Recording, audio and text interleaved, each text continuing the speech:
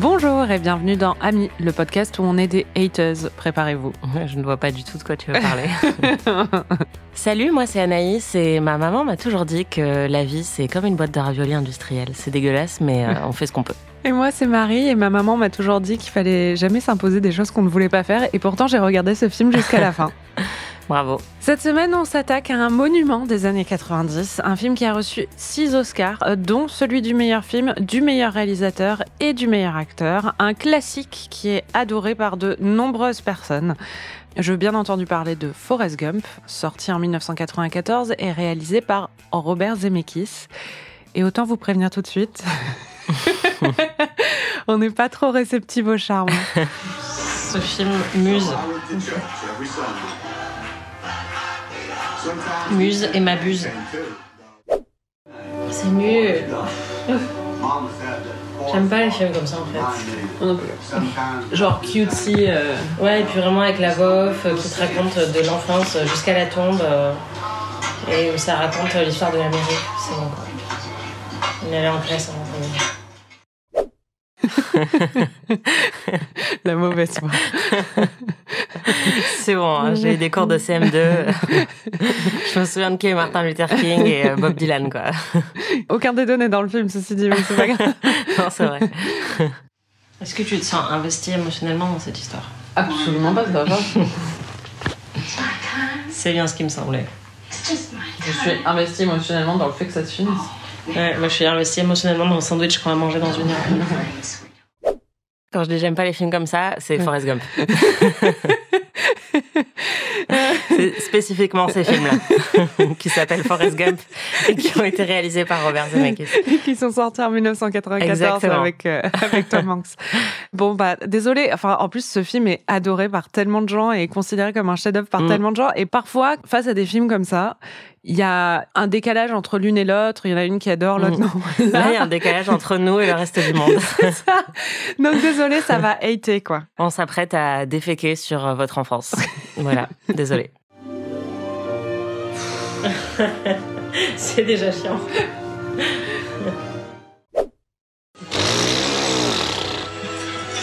N'importe quoi. Mais tu te souviens pas de ça ? Mais non. Mais moi, je te dis, moi j'ai vu ce film une fois et demie, même pas. Il est insupportable. Moi, vraiment, si quelqu'un me fait ça à l'arrêt de bus, je me jette sous les roues, quoi. J'en peux déjà plus, Marie. Non, mais c'est ridicule. Tu sais, c'est comme quand il y a eu le film sur le mec qui se réveille et les Beatles n'ont jamais existé. Tout le monde s'est moqué de ce film. Pourquoi personne ne s'est moqué de Forrest Gump ? Oh là là. C'est nul. Eh bien, c'est un non. C'est un non, merci. J'aimerais dire que c'est les seuls extraits, mais il y en a plus. On s'est beaucoup plaint. C'est nul. En fait, je trouve ça bête. Bah oui.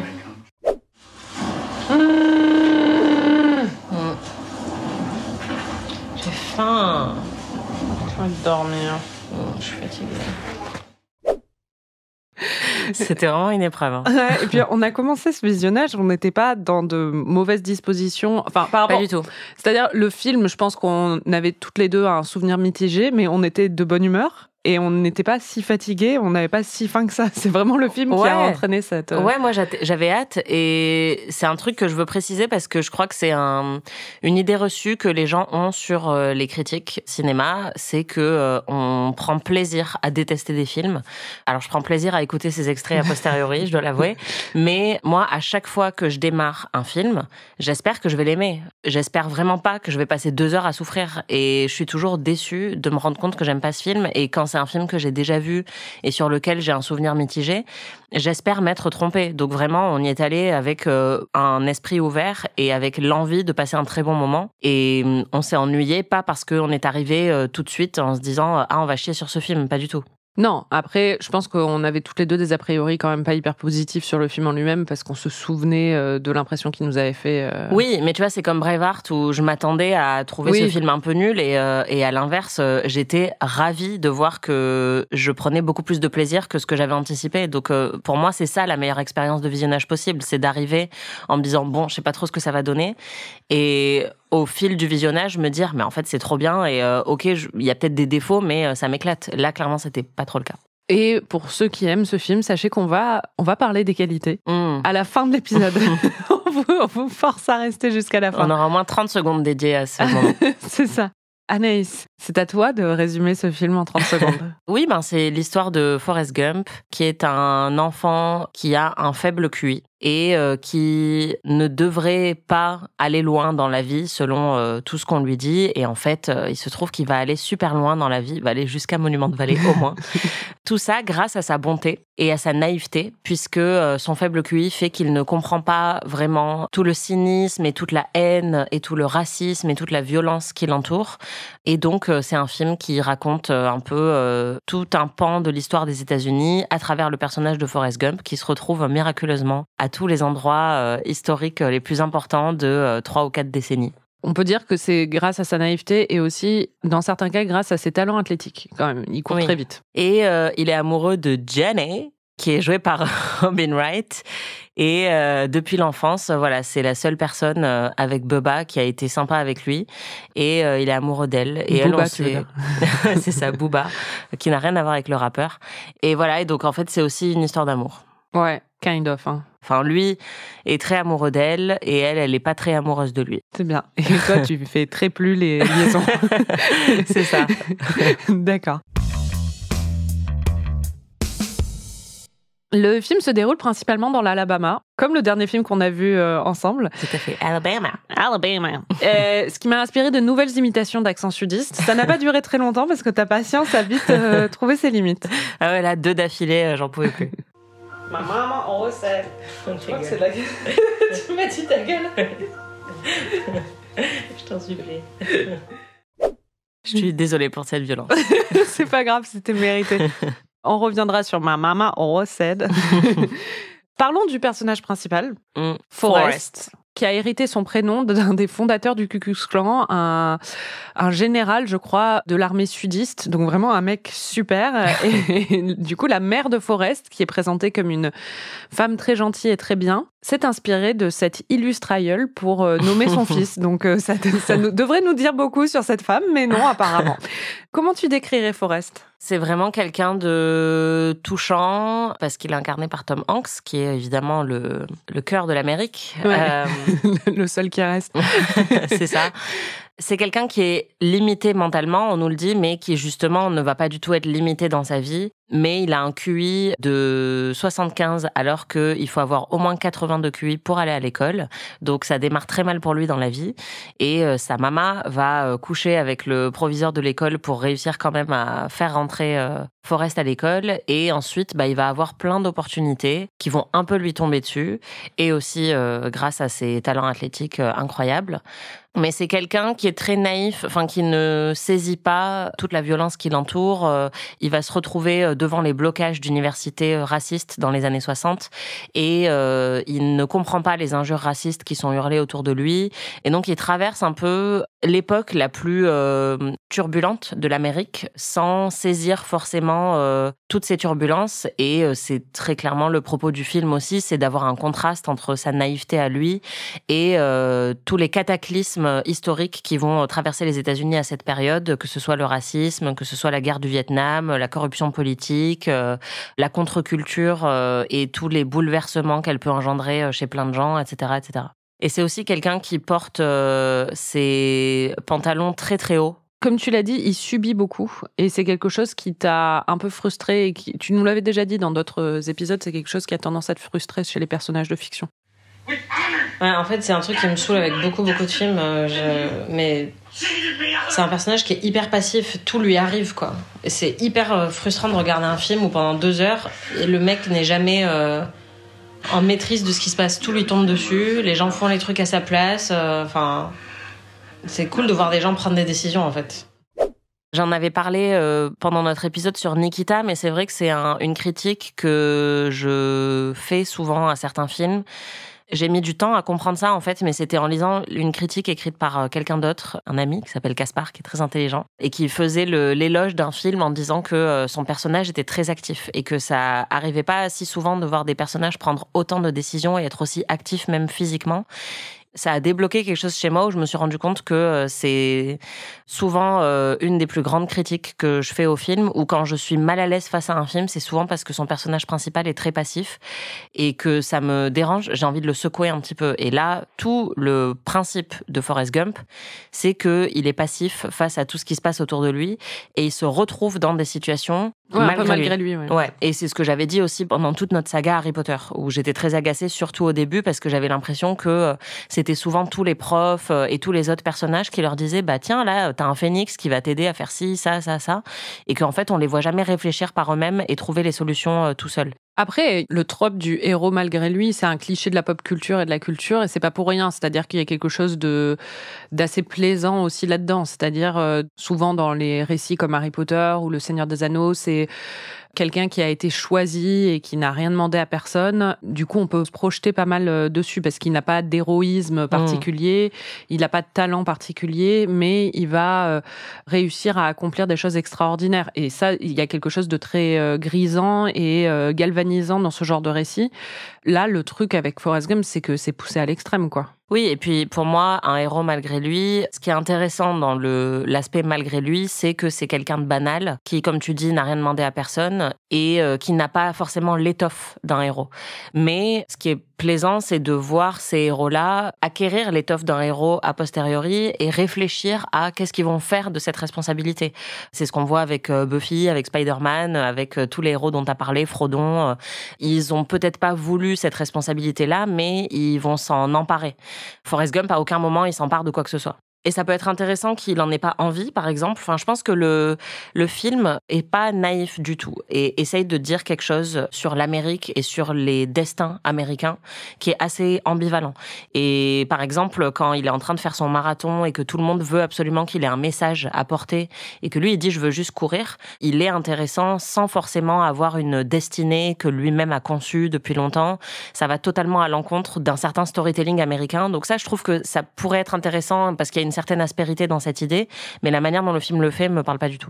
Au début de l'histoire, il y a aussi la mère de Forrest Gump, qui est jouée par Sally Field, qui avait que quelques années de différence d'âge avec Tom Hanks une fois qu'il est adulte, mais ils l'ont bien vieilli. Le maquillage fonctionne bien, franchement. Ouais. Tu penses quoi de ce personnage ? Bah honnêtement, je la trouve pas très présente. Après, j'aime beaucoup Sally Field et c'est une présence qui est immédiatement rassurante. Donc ils l'ont très bien casté pour ce rôle. Enfin pour moi, les personnages de mentors mémorables sont beaucoup plus les personnages masculins comme Dan ou Boba et beaucoup moins celui de sa mère. Tu l'aimes bien toi ce personnage ? Je trouve intéressant, il y a un côté paradoxal parce que c'est une femme sudiste, très clairement d'une vieille famille sudiste qui, ce qu'on disait tout à l'heure, a des allégeances qui font sens pour quelqu'un qui vient de l'Alabama et d'une vieille famille de l'Alabama, mais en même temps, c'est une mère célibataire qui est prête à coucher avec le proviseur de l'école de son fils dans les années 50 pour lui permettre d'avoir accès à une éducation et qui, dans la façon dont elle élève son fils, est assez inspirante parce qu'elle lui confère toujours une confiance en lui malgré toutes les limitations qu'il peut avoir. Elle lui dit toujours qu'il faut jamais qu'il se limite et qu'il est capable de faire de grandes choses, quoi. Enfin, c'est un peu ce qu'elle instille en lui. Et ça, je trouve ça très beau. Donc, il y a un côté assez inspirant dans ce personnage, mais c'est pas très développé. C'est plus un outil narratif. Et puis bon, c'est un outil même, on va en reparler, mais à travers toutes les choses qu'elle a pu dire dans sa vie. C'est clair. Après, elle est assez accessoire au final, si ce n'est à travers justement ces petites perles de sagesse qu'elle a diffusées. Le personnage féminin majeur, c'est Jenny, qui est jouée par Robin Wright, que Forrest rencontre dès l'enfance, en fait. C'est la seule qui veut bien qu'il s'assoie à côté de lui dans le bus scolaire. Elle est très mignonne et ils deviennent amis tout de suite, sauf que lui, évidemment, développe des sentiments au fil des années pour elle, ce qui n'est pas réciproque. C'est-à-dire qu'on sent qu'elle, elle l'aime comme un membre de sa famille, enfin, pas comme un vrai membre de sa famille, parce que sa famille est horrible, mais elle l'aime... comme un ami, ou très proche. Comme un frère, quoi. Et lui, c'est la seule femme qu'il va connaître et la seule pour laquelle il va développer des sentiments amoureux. D'ailleurs, c'est la seule femme de son âge qu'on voit dans le film, en fait. Comment tu la décrirais, toi ? C'est Robin Wright qui était la belle femme des années 90, qui était aussi la princesse dans Princess Bride, donc qui évoque tout de suite cette image de femme parfaite, je pense, pour beaucoup de spectateurs qui l'ont vue à cette époque. Elle est caractérisée uniquement par sa souffrance, par la violence sexuelle qu'elle a subie quand elle était enfant et qui va la poursuivre pendant tout le film. Et donc, elle a un destin qui est en contraste total avec celui de Forrest qui a que des super choses qui lui arrivent. Elle, on la voit envisager le suicide à plusieurs reprises dans le film. On la voit prendre énormément de mauvaises décisions et souffrir de la violence sexiste à tous les détours.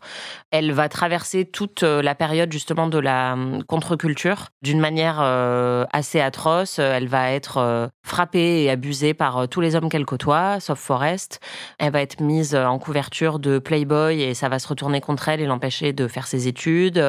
Elle va finir dans un cabaret alors que son rêve c'était de devenir chanteuse et en fait la seule manière dont elle y arrive c'est de chanter à poil sur scène avec des hommes qui essayent de l'agresser. Et tout revient toujours à cette blessure qu'elle a liée à son père.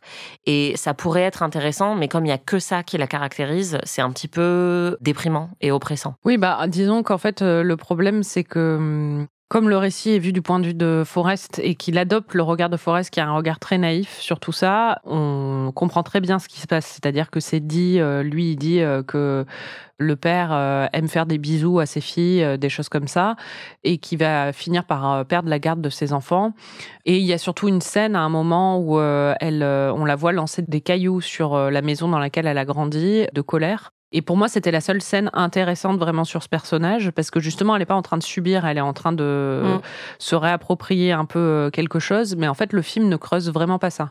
J'avais une petite frustration par rapport à ça, je pense que c'est toi aussi, c'est-à-dire que pour le coup, c'est un thème qui est intéressant à creuser et je trouve que d'ailleurs le fait que le film l'aborde, c'est intéressant et c'est tout à son honneur, mais la façon dont il aborde pour moi est vraiment en deçà de ce qu'on pourrait espérer et n'est utilisé que pour faire d'elle une victime que Forrest va pouvoir un peu sauver, quoi. Oui, et puis spoiler, à la fin elle meurt. Oui, donc, non mais c'est ça. Son destin est tragique de la naissance à la mort et elle va vraiment pas connaître de bonheur dans tout le film, à part, dans les quelques moments où elle est proche de Forrest. Ou à travers la maternité, de ce qu'on comprend, oui. Tu vois. Mais enfin bon, encore une fois, ce qui reflète assez bien les lacunes de ce film vis-à-vis d'elle, c'est que je pense que toi comme moi, on a tendance à avoir quand même un a priori assez positif sur les personnages féminins. Dans les films, en tout cas, on est très prête à les aimer. Et que là, malgré justement toute cette histoire et ce bagage qu'elle peut avoir et le fait qu'en plus on aime bien Robin Wright et tout ça, elle nous a un peu énervés. Ah, fait chier celle-là aussi. C'est clair. Ah, vas-y, saute. Ce qui nous gêne, c'est pas son personnage à elle, en fait, c'est la vision que Forrest a de ce personnage et le fait que le film adopte totalement cette vision, quoi. D'ailleurs, je m'en souvenais dans le petit épisode à l'affiche qu'on avait enregistré où je disais que dans mon souvenir, elle était très éthérée. Et en fait, c'est vrai que c'est un des trucs qui m'avait le plus marqué. La première fois que j'avais vu le film, c'était le fait qu'elle était tout le temps habillée en blanc, dans des espèces de nuisettes blanches ou des tenues blanches, qui symbolisent la pureté et l'innocence de ce personnage qui, pourtant, ne subit que de la violence en permanence. Ouais, excellent. Dans sa robe virginale, là. Ouais, exactement. C'est nul. Mais je crois que c'est l'idéal de beaucoup d'hommes. Voilà, hop, la lucette dessus. Et je trouve ça vraiment dommage parce que, encore une fois, je comprends ce que le film essaye de faire avec ce personnage qui a un destin beaucoup plus sombre que Forrest et qui va traverser justement les parties les plus sombres de l'histoire américaine et que du coup on est obligé de contraster ça par une espèce de pureté absolue dans le regard très naïf de Forrest. Mais du coup j'ai l'impression qu'on perd toute nuance qu'on pourrait avoir dans sa caractérisation à elle. Mais en fait, pour moi, elle traverse pas les parties les plus sombres de l'histoire américaine. Pour moi, c'est là où le film me choque un peu parce que j'ai l'impression que c'est un film vraiment réac. Parce que Forrest traverse les parties les plus sombres de l'histoire américaine. Forrest est envoyé au Vietnam. Forrest est instrumentalisé dans la guerre froide. Et elle, en fait, les parties auxquelles elle appartient de cette histoire américaine au même moment, c'est la libération sexuelle, c'est la culture beatnik, c'est les Black Panthers, c'est des choses de libération en général et de progressisme, mais qui là sont présentées dans le film comme une perdition, en fait. C'est-à-dire que elle, c'est à travers son personnage à elle qu'on découvre ces mouvements-là. Et tout ce qu'on voit du coup de ces mouvements-là, c'est la violence des hommes qui l'entourent, c'est sa grande solitude à elle et le fait qu'elle est tout le temps complètement paumée à essayer de se réfugier dans des drogues, dans une culture qui n'est pas assez solide ou des choses comme ça. Et au final, son salut, il va être dans ce vrai Américain qui vit sur sa plantation, qui a fait la guerre du Vietnam, qui est un héros de la guerre un peu malgré lui, mais qui est simple, qui se pose pas trop de questions. Qui porte son pantalon très très haut. Voilà, qui porte sa casquette et son pantalon très haut et qui surtout se pose pas de questions, remet pas en question l'ordre établi, qui a une gentillesse naturelle. Il y a tout un propos un peu sur le côté, un peu... c'est l'Américain simple mais sympa. Et elle, en fait, elle est allée s'aventurer et s'acoquiner dans des milieux beaucoup plus révolutionnaires et elle aurait pas dû, quoi. Et en fait, son salut, ça va être de revenir dans son Alabama natal, de s'habiller en blanc, de se marier avec Forrest et d'être mère. Et elle va finir quand même par payer pour ses erreurs vu qu'elle va mourir. Pour moi, il y a un propos dans le film où, sous couvert d'être plein de bons sentiments, le propos que ça a sur l'Amérique et sur l'Amérique de ces années-là est pas hyper progressiste, quoi. Ouais, mais je suis d'accord avec toi. Je pense que c'est ça que j'essayais de dire, c'est que je pense que le film n'a pas du tout une vision naïve et pure de l'Amérique et essaye de véhiculer à travers les histoires de Forrest et de Jenny justement toute l'hypocrisie du storytelling américain et toute l'ambivalence de cette période qui a été une période de révolution à plein d'aspects, mais qui a aussi été une période très douloureuse dans l'histoire, de violence dans l'histoire de l'Amérique. Et donc je peux comprendre pourquoi justement à travers Jenny on va essayer de véhiculer beaucoup d'idées de violence et de montrer justement sa pureté un petit peu salie. Mais dans l'exécution, je suis complètement d'accord avec toi. Je trouve que ça interroge un petit peu et que c'est vraiment dommage parce que c'est le personnage qui est le plus sacrifié du film. Enfin, c'est elle et Bubba qui va aussi mourir d'une manière assez tragique. Et ça aussi, en fait, ça peut être intéressant de dire, regarde, au final, celui qui s'en sort, c'est, comme tu dis, celui qui a sa super maison héritée d'une plantation et qui est blanc et qui est un peu con et à qui on dit quoi faire. Lui, il s'en sort, alors que justement, ceux qui vont essayer de contester l'ordre établi ou de s'élever dans cette Amérique-là, ils sont rejetés. Comme Jenny, qui est une femme qui va appartenir à la contre-culture, ou Bubba, qui est un noir qui a été forcé de s'engager dans l'armée. Pourquoi pas? Mais je suis pas sûre que ça marche vraiment quand on voit le film.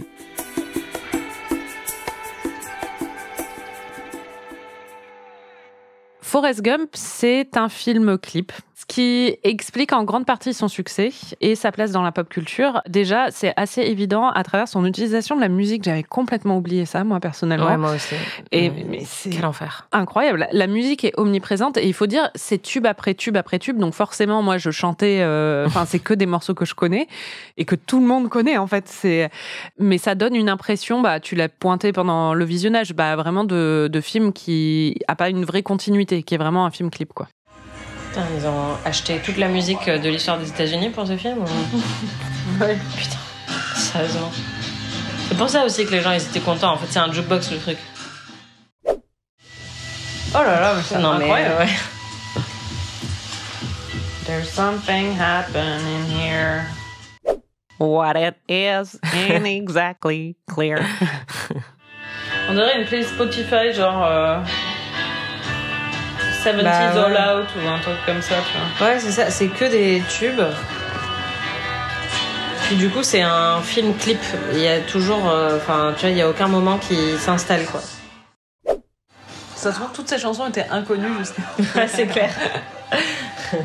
Mais saviez-vous, c'est Fleetwood Mac et Jimi Hendrix sont devenus connus grâce à Forrest Gump. Eh oui, fun fact. C'est ça. Je pense qu'on va vraiment passer pour des haters de se plaindre. C'est trop tard. Oui. C'est déjà le cas. Non, mais de se plaindre d'une playlist qui est justement remplie jusqu'à ras-bord de tubes que tout le monde aime.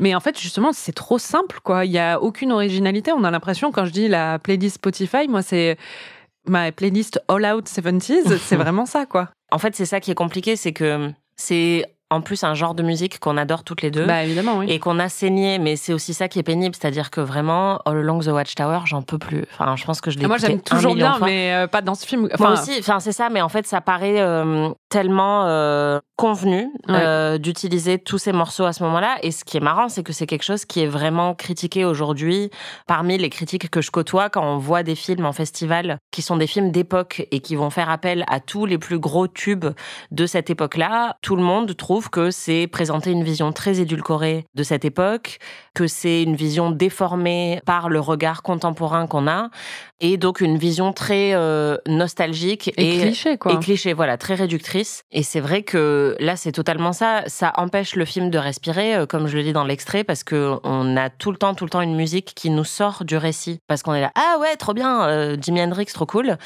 Et ça confère aucune authenticité à ces scènes, parce qu'on a vraiment l'impression, oui, que c'est une vision de l'Amérique qui a été rajoutée a posteriori sur cette histoire-là, mais c'est un peu tout le propos du film. C'est un film d'Americana absolu, que ce soit dans les images ou dans la musique. Et donc, je peux aussi comprendre pourquoi ça marche pour plein de gens, mais ouais, nous, ça nous a plutôt sorti du récit. Après, on arrive à overdose aussi, c'est ça le problème. C'est-à-dire que je veux bien que le film ait un propos même là-dessus et nous ressorte les plus gros tubes de l'époque pour vraiment en faire une capsule temporelle un peu cliché, mais joue justement sur le cliché, c'est aussi vachement empreint de nostalgie et tout ça, donc ça pourrait être un propos. Mais là, les scènes au Vietnam, en fait, une chanson a même pas le temps on dirait une playlist de mariage. T'as même pas le temps d'en finir qu'une nouvelle commence, et à chaque fois t'es là, c'est pas possible. Ils vont nous faire quoi bientôt, quoi. Ouais, en fait, si j'ai envie d'écouter toutes ces chansons, je mets Spotify, je vais pas regarder un film. Ouais, j'avoue que maintenant, je me suis dit, par contre, je vais peut-être la BO de Forrest Gump, c'est une bonne playlist. Mais à écouter, pas à regarder dans un film, en fait. Oui. Mais en fait, c'est comme Stranger Things qui voit les années 80 seulement à travers des vêtements hyper colorés, des flashs dans tous les côtés et des musiques un peu clichés ou des choses comme ça. C'est une nostalgie un peu factice qui correspond pas vraiment à l'époque. Je comprends que c'est un peu le propos de Forrest Gump, mais ça fonctionne pas du tout sur moi, en tout cas. Oui, on a eu vraiment le même débat très récemment avec leurs enfants après eux, qui racontent les années 90 en France. Et dans le film, il y a une utilisation assez similaire de la musique où on a vraiment que des énormes tubes des années 90, et on a Nirvana, on a les Red Hot, et c'est à la fois très plaisant parce que on se souvient de cette période et on se souvient de ces gros tubes, et ça fait plaisir de les réécouter, mais on a l'impression que c'est une vision un petit peu faussée de l'époque, parce qu'il y avait aussi des deep cuts, il y avait plein de morceaux qui n'ont pas du tout atteint la postérité après, mais qui étaient hyper cool à écouter. Et là, c'est un peu pareil avec Forrest Gump, c'est-à-dire qu'on a vraiment que les plus gros tubes. Et en fait, si moi, qui n'ai pas connu les années 60 et 70, je fais une playlist de cette époque-là, je vais mettre cette musique-là. Et donc, c'est forcément une vision qui est un peu réductrice de cette époque. L'autre aspect clipesque, disons, c'est ce qu'on disait sur le fait que le film est bâti autour de moments historiques. Mmh. Après, c'est assez rigolo, ça, c'est vrai. Enfin, c'est ça qui est rentré aussi, qui a fait du film un film assez charmant et assez culte. C'est-à-dire que à chaque fois, on voit des images d'archives et on voit le président Johnson et d'un coup, il y a Forrest à côté qui lui montre son cul. Donc, il y a des trucs comme ça. Ça n'a pas très bien vieilli au niveau des effets, mais c'est vrai, je comprends que ça ait eu son charme, mais du coup il y a un côté très gimmicky en fait, c'est-à-dire que on enchaîne un peu les références et les clins d'œil historiques. Encore une fois, je sais que c'est le propos du film, mais du coup je trouve pas ça très intéressant. Ouais, en fait, quand je disais j'aime pas les films comme ça me faisait aussi penser à cette convention qu'on a trouvée dans plein de films, comme The Butler plus récemment, qui traversait un peu plusieurs périodes de l'Amérique. Enfin, à travers son personnage, on avait une illustration d'une période assez similaire de l'Amérique. Et c'est aussi ce que fait un petit peu, de manière plus subtile, je dirais, Beignet de tomates vertes. C'est-à-dire qu'on voit de la Grande Dépression au racisme des années 60, toute une histoire de l'Amérique sudiste. Et c'est intéressant, je trouve, d'inclure ça dans les films. Mais là, oui, c'est vrai que c'est trop. Oui. Je voulais qu'on fasse un petit point réalisation, parce que Robert Zemeckis est quand même considéré comme un des plus grands réalisateurs. Il a eu l'Oscar de la réalisation pour ce film. Et il est considéré comme un des plus grands réalisateurs contemporains américains. C'est lui qui a fait Seul au monde, Retour vers le futur. Et il vient de sortir un nouveau film aussi avec Tom Hanks et Robin Wright, justement. Du coup, je voulais avoir ton point de vue un peu sur la réalisation de Forrest Gump. C'est ça qui rend le film assez remarquable encore aujourd'hui et je comprends pourquoi plein de gens l'admirent. Zemeckis, c'est quelqu'un qui occupe une place importante dans l'histoire des effets spéciaux modernes aux États-Unis. Et d'ailleurs, que ce soit Retour vers le futur ou Roger Rabbit, par exemple, c'est des films qui ont assez bien vieilli visuellement et qui étaient très novateurs visuellement. Et c'est aussi le cas de Forrest Gump. On parle de l'incrustation de Tom Hanks dans les images d'archives parce que c'est le truc le plus évident quand on revoit le film aujourd'hui et c'était assez révolutionnaire à l'époque. Donc même si aujourd'hui on voit tous les défauts dans la manière dont ça a été fait, c'était hyper impressionnant techniquement qu'il fasse ça et je pense que ça a beaucoup contribué à la vague de nominations aux Oscars que le film a eu. Mais au-delà de ces effets un peu kitsch, enfin qui paraissent kitsch aujourd'hui, il y a plein d'autres moments où les effets spéciaux numériques ont été utilisés dans Forrest Gump et ça se voit pas du tout encore aujourd'hui. Et ça c'est très très impressionnant. Il y a notamment la balle de ping-pong quand il joue au ping-pong en Chine, qui était aussi une image de synthèse. Il y a tous les moments où il y a le lieutenant Dan qui est amputé des jambes et c'est assez fou à voir aujourd'hui. À aucun moment on se dit oh là là, qu'est-ce qu'ils ont fait. La plume, non, j'imagine. Il y a la plume, voilà, cette putain de plume. J'ai oublié cette putain de plume là. C'est la précurseur du sac plastique. Ouais, exactement. C'est impressionnant de voir le film aujourd'hui et de ne pas du tout se rendre compte de tous les trucages qui ont été utilisés dans le film. Donc ça, c'est vrai que c'est assez fou. Après, sur les choix visuels, donc aussi de photographie, c'est un film qui, justement, essaye de jouer avec tout ce qu'on a dit sur l'histoire de l'Amérique. C'est-à-dire que c'est un film qui a une photo très nostalgique, une lumière dorée dans plein de moments, des vastes paysages, justement, qui contribuent à l'image d'Americana quand il est en train de courir et de traverser tous les plus beaux paysages américains. Mais c'est aussi en fait une photo qui va souvent être très iconique. C'est-à-dire que quand on le voit courir, justement, c'est des cadres qui sont très simples, des compositions qui sont hyper symétriques, donc qui restent vraiment en tête. Et ça aussi, c'est utilisé d'une manière assez intéressante parce que quand on voit le t-shirt, par exemple, avec l'emoji, qui est devenu ensuite un emblème qui est à la fois très simple et très connu et qui a permis à son inventeur de gagner beaucoup d'argent, le film se moque de ça, justement, de la fausse simplicité de toutes ces images-là qui ont ensuite été récupérées par le capitalisme américain. Donc le film essaye un peu d'avoir le beurre et l'argent du beurre parce que voilà, il y a aussi tous ces magnifiques plans pendant la Golden Hour où on a cet arbre sur lequel Jenny et Forrest vont s'asseoir. Il y a les très beaux plans de symétrie entre lui et son fils, où il penche la tête du même côté. Donc c'est un film qui est très plaisant esthétiquement, tout en racontant quelque chose de très sombre et de très violent, puisque ça parle de guerre du Vietnam, de drogue, etc. Je trouve que c'est assez intéressant, mais j'avoue que moi, j'y suis pas du tout sensible. Enfin, je trouve que le film penche trop du côté de la beauté visuelle absolue pour justement réussir ce contraste-là. Enfin, je sais pas ce que t'en penses, mais pour moi, en fait, contraster toute cette violence morale et politique par une photographie hyper léchée et hyper plaisante esthétiquement, ça marche pas trop. Non, mais en fait, pour moi, ça édulcore totalement la violence. Je sais que c'est comme ça que le film est lu et interprété sur le contraste entre la violence et justement l'effet carte postale qu'il peut y avoir. Moi, je trouve que le film, en fait, édulcore totalement la violence américaine, au contraire. Enfin, je pense que s'il essaie d'avoir un propos sur ce sujet, il y arrive pas. Et peut-être que j'ai juste pas saisi tout ça, et les gens qui sont fans de Forrest Gump vont penser que je suis passée au-dessus du truc, mais en fait, pour moi, justement, c'est en essayant d'avoir le beurre et l'argent du beurre, il tue complètement son propos. Et ça veut pas dire qu'on peut pas avoir, justement, un contraste entre la beauté et l'horreur du monde. Il y a des films qui réussissent très bien à le faire, mais pour moi, là, ça fonctionne pas. Et puis, je trouve qu'il n'y a aucune immersion qui fonctionne sur moi, en tout cas. Par exemple, quand Jenny est dans le Haight-Ashbury à San Francisco et qu'elle est assise sur le trottoir avec tous ces hippies, on s'est fait la réflexion toutes les deux. On se disait que ça faisait super fake. On a l'impression de voir que des gens avec des perruques dans un studio.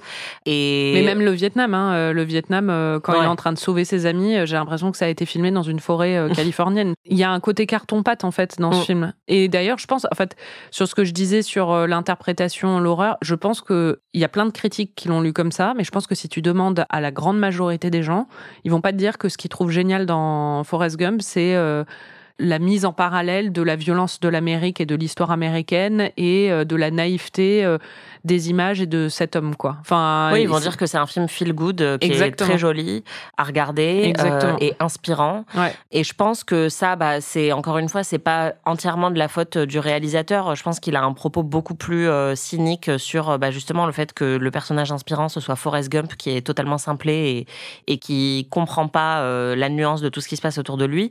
Ça peut être vu comme quelque chose de très cynique, mais oui, je pense aussi que s'il y a plein de gens qui aiment ce film, c'est parce qu'ils l'ont vu au bon moment et que ça représente une période un peu dorée de leur enfance et une vision de l'Amérique, surtout pour un public français en tout cas, qui est très réductrice. Ouais, mais même pour un public américain, hein. Enfin, les Américains avec qui j'ai évolué, que je connais ou des choses comme ça, ils aiment bien Forrest Gump parce que justement, ça leur raconte une vision de leur pays qui est très sympathique à voir en fait, et de l'histoire du XXe siècle.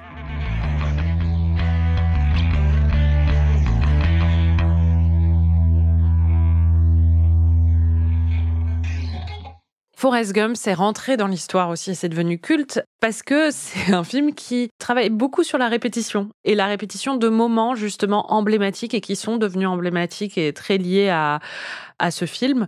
Bon, encore une fois, on n'était peut-être pas hyper réceptifs à ça. En fait, c'est vraiment on a compris quoi. Je comprends le point, mais c'est pénible. Le premier, c'est bien sûr Run Forrest Run. Cours, Forrest court. Ouais, que j'avais imité donc en passant sur la route où on le voit faire son marathon à la fin. C'est vrai qu'il y a beaucoup de personnages qui lui disent ça et que Jenny lui dit à plusieurs reprises. C'est emblématique, c'est sûr. Oui, voilà. T'avais oublié, toi, le truc de... Parce que moi, c'était un des trucs qui m'était le plus resté en tête de mon premier visionnage enfant de ce film. C'était les attelles en métal qui se brisent alors qu'ils commencent à courir. Oui, oh là là. Et ça, je dois dire, en fait, je pense que c'est un film qui est aimé par plein de gens parce que pour l'avoir vu enfant, il y a des moments comme ça qui restent gravés dans ta mémoire, tu vois. Et moi, je me souviens que j'avais beaucoup aimé le film quand j'étais petite, hein, évidemment. Oui, et c'est merveilleux. Et ce moment-là, il est merveilleux. C'est justement un enfant à qui on a dit qu'il pourrait pas faire grand-chose de sa vie et qui est rejeté par quasiment tout le monde, qui réussit à échapper à ses harceleurs de manière hyper inspirante et un peu magique, puisque techniquement, je pense que ça fonctionne pas trop comme ça. Mais oui, c'est un moment qui est très très beau. Mais c'est vrai qu'aujourd'hui, en fait, j'ai l'impression qu'on a traversé quand même depuis de nombreuses années où on s'est moqué de tous ces films-là aux Oscars de type Coda ou Green Book, The Butler, Le Majordome, qui sont à la fois très inspirants et très naïfs et qui font lever les yeux au ciel. Et moi, ce moment m'a surtout fait penser à ça. Non, et puis après, il y a énormément de gens, je pense la majorité des gens sur Terre, qui ont été extrêmement inspirés et touchés par le moment dans Mommy où le personnage principal écarte l'écran avec ses mains et on change de format et tout le monde trouve ça magnifique et touchant. Moi, personnellement, je déteste ce moment, donc je sais que je suis en minorité. L'autre phrase emblématique, c'est « My mama always said ». Et ça, tu t'en souvenais pas. Et d'ailleurs, en fait, je faisais que le dire au début quand on commençait le film et tu pensais que c'était juste une phrase que j'avais retenue du film alors qu'il dit ça tout le temps. J'étais tellement traumatisée par ton accent américain du Sud que j'étais pas très réceptive. Always said. Always said. Dying was a part of life. Je pensais que tu t'en souvenais parce que c'était un truc qu'il disait une fois, mais en fait non. Ah non, mais c'est hyper connu, tu t'en souvenais pas que c'était hyper connu? Non, mais meuf, je te dis, j'ai vu ce film une fois, il y a 5 ans. Oui, mais... il est rentré par une oreille, il est sorti par l'autre. Oui, quoi. mais Vraiment. c'est pas une question de l'avoir vu, c'est... Le truc le plus connu, les deux trucs les plus connus de Forrest Gump, c'est Ma Mama Always Said je connaissais et la boîte de chocolat. Run Forrest Gump. Ouais, Run Forrest Gump et la boîte de chocolat. Run Forrest Gump. Mais Ma Mama Always Said, c'est le truc le plus connu c'est le truc qui est rentré dans la... Oui, parce que la première fois où il dit My Mama Always Said, c'est quand il dit My mom always said life was like a box of chocolates. You never know what you're gonna get. La vie est comme une boîte de chocolat, ça c'est vraiment devenu cultissime. Mais oui, alors que moi ça m'évoque toujours le moment où elle est en train de manger des chocolats après s'être fait larguer dans l'orange d'une blonde. Ouais, mais surtout moi, à chaque fois je suis là, non, dans les boîtes de chocolat, ils ont des guides où tu peux choisir ton chocolat. Peut-être pas à l'époque, oui. Peut-être que ça a changé depuis Forrest Gump. Peut-être que Forrest Gump a rendu Jimi Hendrix célèbre et a changé le fonctionnement des boîtes de chocolat. A forcé l'industrie des chocolatiers à expliquer ce qu'il y avait dans les boîtes. Exactement. Mais le Ma Mama Always Said, ça nous a très très vite saoulés. Après c'était rigolo quand même. Elle lui en a dit des choses, sa mère. Mama always said Oh, j'en peux plus. beginning to a bird that day. Elle peut pas la fermer, ta mère. Et on est arrivé à un point de rupture à un moment. My mom always said, before you can move on, Ta gueule. I think that's what my mom was all about. C'est l'aspect le plus touchant et mignon et drôle de sa naïveté, c'est-à-dire ce côté de citer sa mère. Bon, déjà, moi, je cite ma mère à peu près toutes les conversations, donc who am I to talk? Mais c'est vrai que cette phrase répétitive, elle a un côté mignon, mais elle a un côté un peu insupportable. En fait, quand le charme du film n'a plus ou pas d'effet sur toi, cette phrase devient très vite crispante. Bah c'est ça, je sais que d'habitude, je me moque beaucoup de ton impatience devant les films, mais je comprends pas comment les gens pour qui ce film est très important ne perdent pas patience à chaque fois qu'ils revoient ce film. C'est insupportable, en fait, la répétition de tous ces trucs. Oui, mais je pense que pour les gens pour qui c'est culte, au contraire, ça fait partie c'est comme, je sais pas, entendre... Vin Diesel parler de la famille quand il est dans Fast and Furious. Très bonne, voilà, j'ai cherché une analogie et c'est exactement ça. C'est vrai, chacun son truc. Voilà.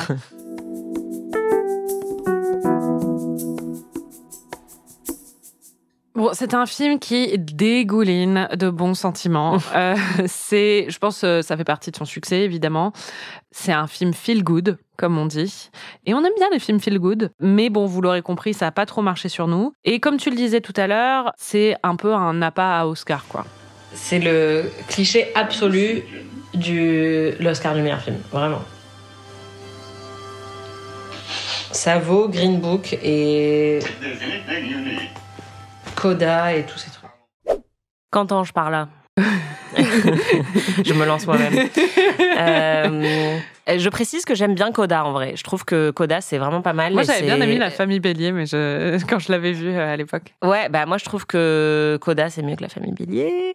Et j'avais bien aimé ce film, mais en fait c'est vrai que Green Book c'est une meilleure comparaison. En fait c'est des films qui prétendent nous confronter à la violence de l'histoire américaine et pouvoir la guérir avec des bons sentiments et avec de la naïveté ou une histoire d'amitié un petit peu incongrue.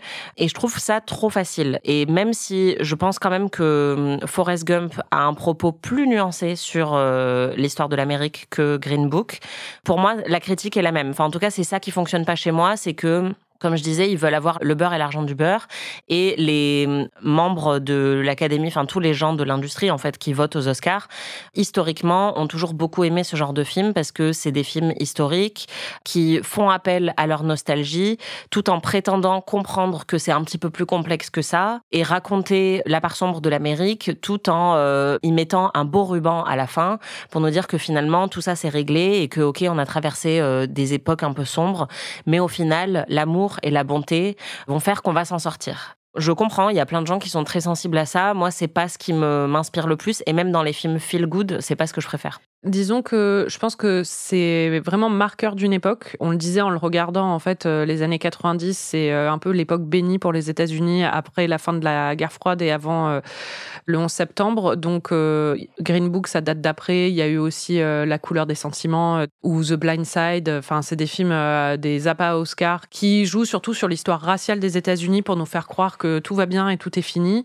Aujourd'hui, ça passe plus du tout parce que forcément, enfin, ils ont élu Trump, en fait. Donc, à l'époque, par exemple, d'Obama ou dans les années 90, c'était très facile de se raconter ce genre d'histoire, surtout pour l'Amérique blanche, et c'était très réconfortant parce que tu sais très bien que ton passé est très sombre, très violent, et qu'en fait, si tu regardes un peu ton présent, il y a encore toutes les conséquences de ça qui sont très vivaces. Mais c'est bien plus facile de te dire que tout ça c'est fini et que maintenant on est dans une Amérique post-raciale qui est vraiment super, où tout le monde s'entend bien. Et en fait, ça passait très bien à cette époque, ça passe plus du tout maintenant. Et je pense qu'on a aussi ce point de vue nous là-dessus. C'est-à-dire, c'est comme quand on regarde à la Maison Blanche aujourd'hui. Perso, je peux pas.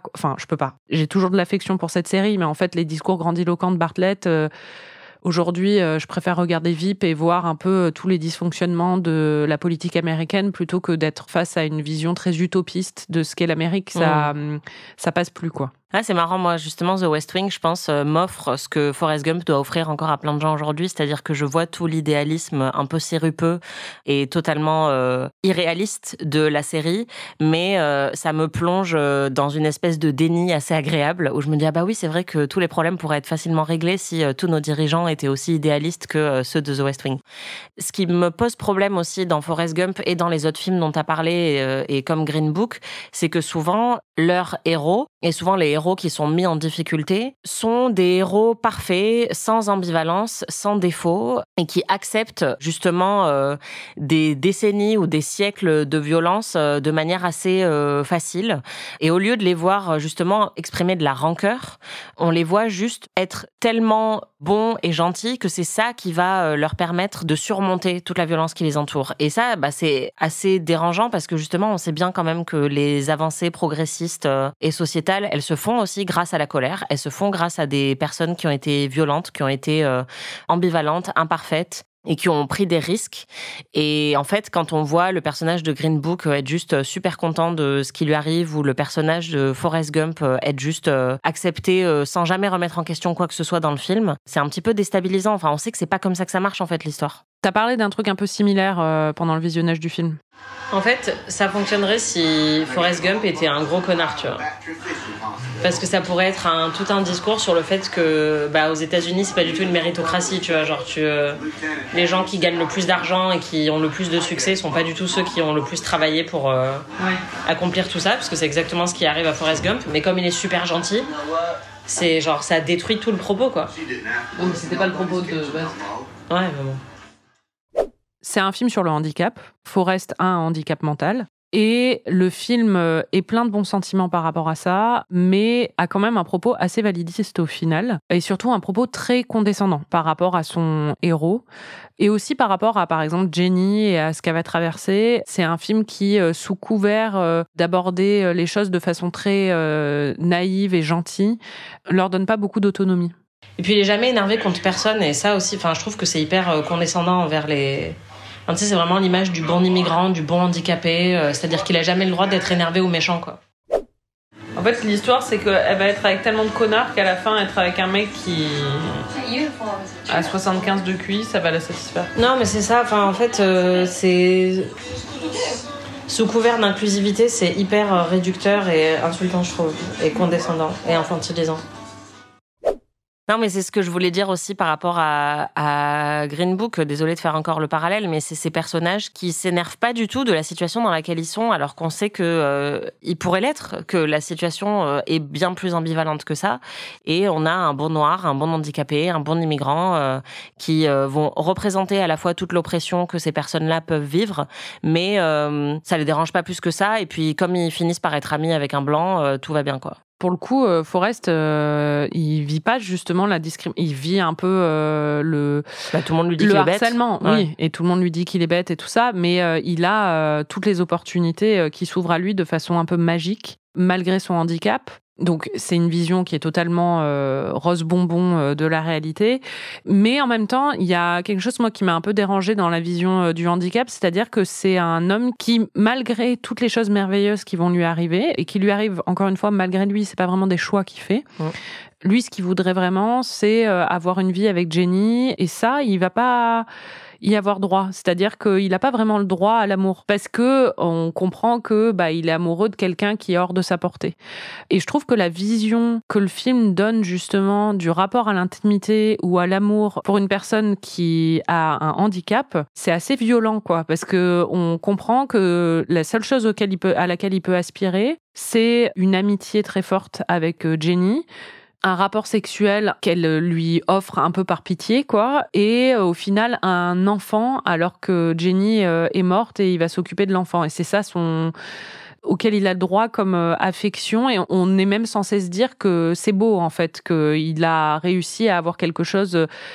Mais en fait, quelqu'un qui a un handicap mental a le droit d'avoir une belle histoire d'amour aussi, quoi. Enfin, et peut-être pas avec Jenny, mais peut-être avec une autre. Non, mais c'est vrai. Et a le droit d'avoir une vie sexuelle épanouie aussi, en fait. C'est pas forcément...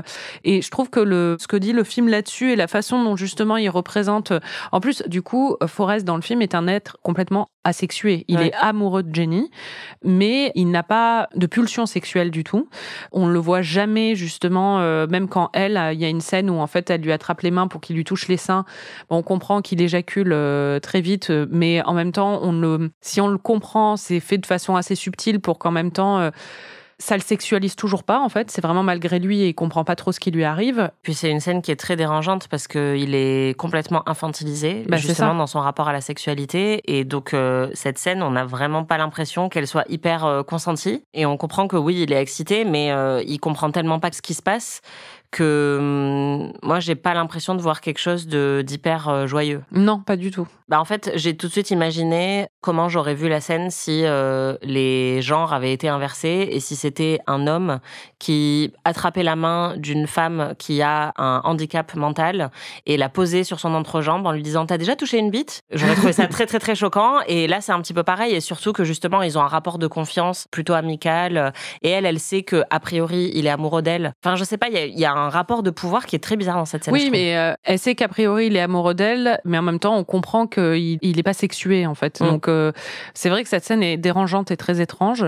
Je pense que c'est toujours aussi la perception de les hommes ont forcément envie de niquer, donc qu'ils comprennent ce qui lui arrive ou pas, il est consentant. Enfin, c'est la façon dont la culture en général perçoit ça, ce qui est quand même hyper délétère. Mais au-delà de ça, je trouve que la façon dont justement il est présenté de manière, au final, c'est parce que je pense que c'est aussi inoffensif. C'est-à-dire que pour le grand public, c'est beaucoup plus confortable de voir un homme qui a un handicap mental être complètement dénué de sexualité que de le voir justement avoir des pulsions sexuelles ou avoir des envies et des désirs sexuels. Parce que ça mettrait pas mal de gens mal à l'aise. Et en fait, le film, évidemment, choisit une vision totalement naïve de tout ça, mais qui, au final, est très condescendante et qui lui dénie toute possibilité d'avoir une vie sexuelle quelque soit peu épanouie et une vie romantique aussi qui soit satisfaisante, quoi.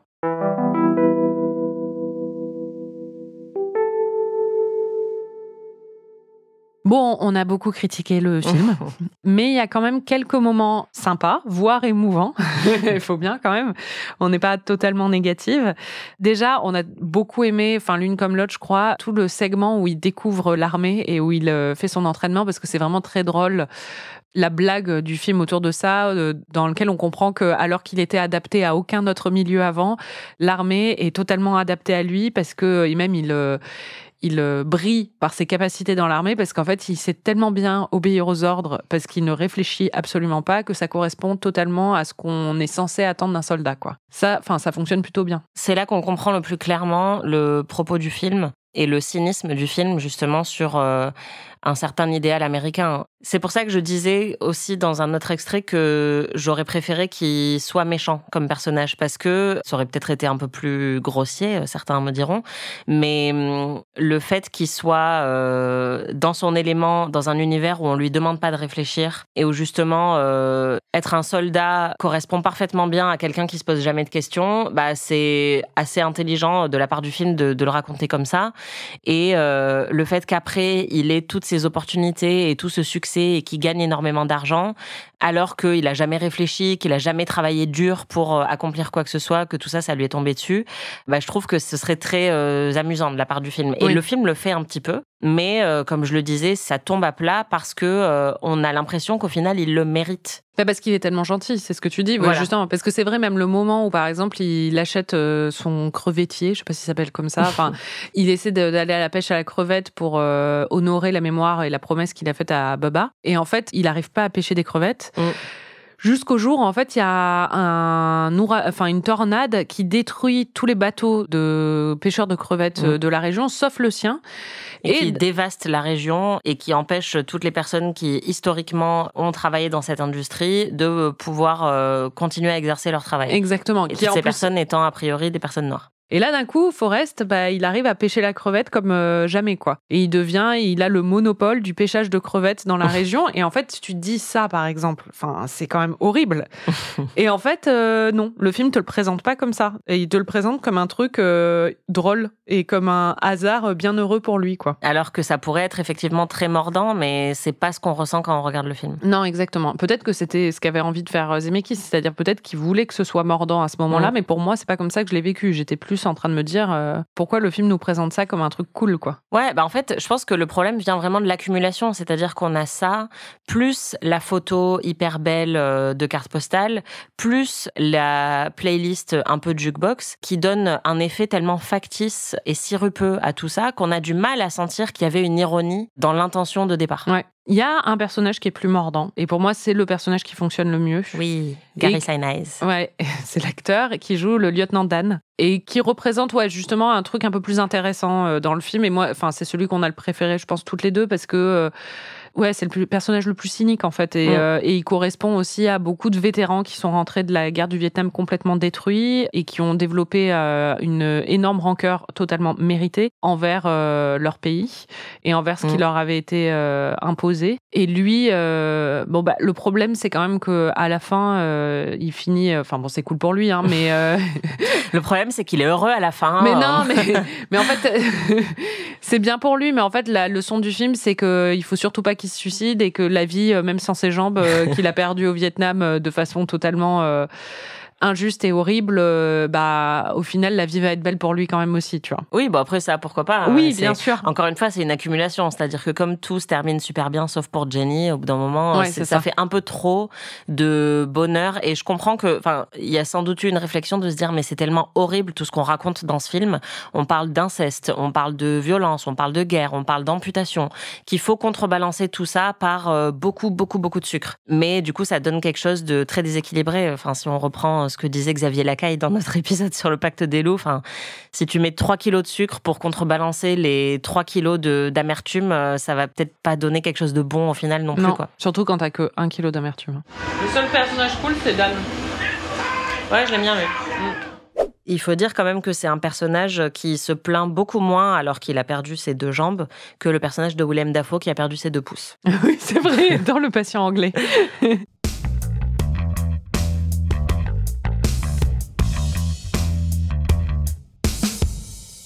Toi, t'as bien aimé aussi la partie où il court dans le désert, Forrest. Pour le coup, je suis très cliente de toute la glorification de l'Ouest américain.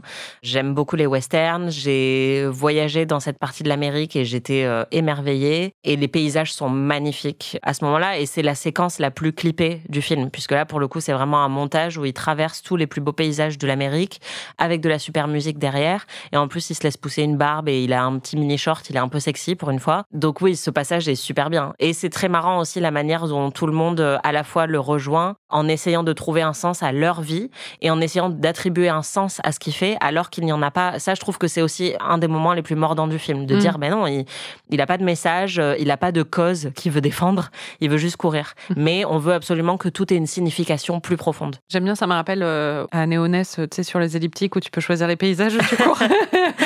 Moi je connais pas ces elliptiques-là. C'est trop bien, mais si, dans tu peux choisir. Dans les salles de sport du 20e, si, je te garantis. Ils n'ont pas encore les paysages. Si, c'est dans tous les Néonès sur les elliptiques, c'est parce que t'as pas sélectionné. C'est vrai. Et tu peux être dans le Grand Ouest américain. Et parfois, je vais à Vancouver ou des endroits comme ça et je cours. Mais il y a des vidéos. Mais oui. Ah ouais. C'est filmé, genre de ton point de vue, c'est comme si tu courais dans ces paysages. C'est trop bien. Faut vraiment que je revienne à la salle de sport. Tu peux aller en Patagonie et tout ça, c'est trop bien. C'est des petites choses comme ça dans la vie. Et il y a quelques moments qui sont émouvants. C'est peut-être pas les moments auxquels tout le monde penserait, mais on a toutes les deux une réaction au moment où Forrest demande à Jenny si son fils est intelligent. Moi, j'ai trouvé ça très touchant. Mais je trouve aussi que ça souligne en fait le fait que le film aborde pas vraiment cet aspect-là avant, c'est-à-dire qu'il l'aborde de façon très très superficielle. Mais le complexe que Forrest peut avoir par rapport à ça, on n'y touche que très très rarement dans le film. Et il y a ce moment où on comprend un peu toute l'ampleur du complexe et de la tristesse qu'il peut avoir par rapport à ça, par rapport à ses propres limites. Isn't he beautiful? It's the most beautiful thing I've ever seen. Is he smart? He's very smart. He's one of the smartest in his class. Oh, ça c'est mignon. Après, c'est aussi le seul moment où Tom Hanks joue une émotion. Ouais, j'allais dire, c'est aussi le jeu de Tom Hanks. Tom Hanks, il peut me faire pleurer. Oui, c'est ça. Il est excellent. Et c'est vrai qu'on l'a vu justement être un peu impassible face à tout ce qui se produit dans le film depuis le début. Il est un petit peu agacé quand même et attristé par le comportement de Jenny le soir où ils couchent ensemble, où il lui dit je suis peut-être bête, mais je sais ce que c'est l'amour, parce qu'elle lui avait dit qu'il savait pas ce que c'était.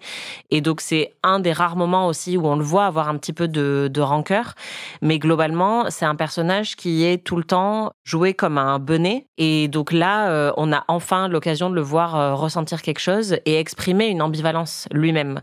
Et donc, c'est pour ça que c'est aussi touchant, c'est parce qu'on aurait peut-être eu envie de le voir à d'autres moments du film. Et personnellement, moi, j'avoue que les moments de solitude de Forrest, aussi bien quand Jenny part de la maison ou quand même à la fin, en fait, son fils part à l'école, moi, ça m'émeut pas mal. Enfin, je trouve ça assez touchant parce qu'au final, pour quelqu'un qui a vécu tout ça et qui a traversé autant de choses, je ressens quand même une profonde solitude à la fin, quoi. Mais j'étais un peu seule aussi dans cette émotion autour de la solitude, ironiquement.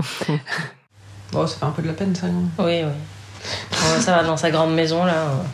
Oui, on se sent très seul parfois dans les grandes maisons, tu sais. Oui, mais je préfère me sentir seule dans une grande maison que me sentir seule dans un studio. My two cents. Je sais pas. Ah bah si, pour moi, ces moments-là, ils sont inspirants parce que je me dis, le gars, il est dans une gigantesque maison à la campagne qui est super belle. Il est entouré de verdure, de jolis arbres et il peut bouquiner toute la journée. Il y a personne pour l'emmerder, c'est trop bien. Alors c'est Forrest Gump, à aucun moment tu le vois bouquiner de tout le truc et à aucun moment tu le vois justement se balader et profiter de la nature qui l'entoure. On sent que c'est son problème. Oui, mais on sent que justement, lui, ce qu'il veut, c'est le contact humain, tu vois, c'est du lien et c'est... Oui. Et du coup, c'est triste. Bref. Certes. Ce qui est triste, c'est qu'on ait dû regarder ce film.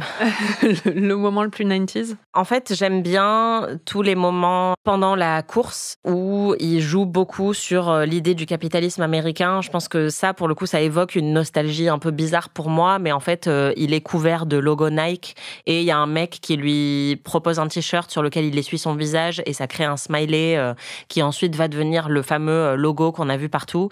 Ça, c'est très 90s. Enfin, c'est des symboles qui sont très 90s pour nous et que j'aime bien. C'était Ami. Merci Anaïs. Merci Marie. Et merci à vous de nous écouter toutes les semaines. On revient la semaine prochaine pour le dernier épisode de cette saison sur les années 90. Et tu vas me faire découvrir un film que je n'ai jamais vu. En tout cas, je pense ne l'avoir jamais vu. Je crois que tu ne l'as jamais vu. Et pour le coup, c'est un film excellent. C'est Terminator 2. Et j'avoue que j'ai un doute. J'en ai parlé à quelqu'un récemment qui m'a dit « Ah, mais elle n'a pas vu Terminator 1. Genre, elle va avoir du mal à suivre. » Du coup, j'ai un peu peur de comment ça va se passer. Mais on verra. Ami est un podcast d'Anaïs Bordage et Marie Telling, produit par Slate Podcast. Direction éditoriale Christophe Caron. Production éditoriale, prise de son et réalisation Aurélie Rodriguez.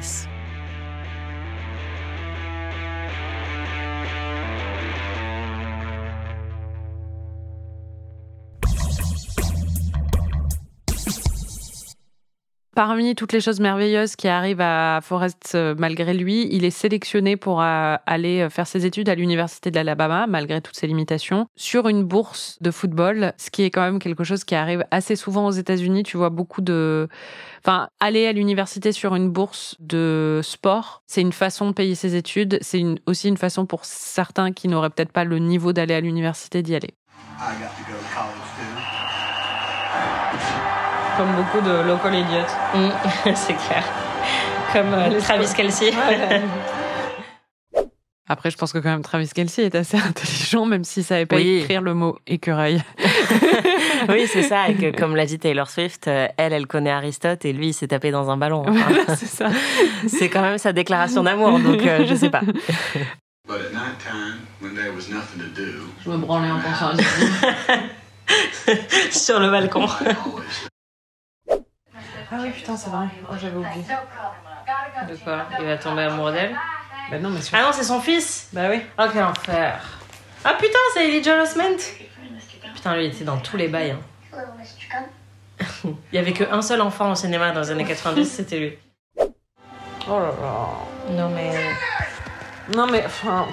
On s'en fout. On s'en fout tellement. C'est nul. Et pourquoi elle revient d'un tournage sur le Moyen-Âge ou...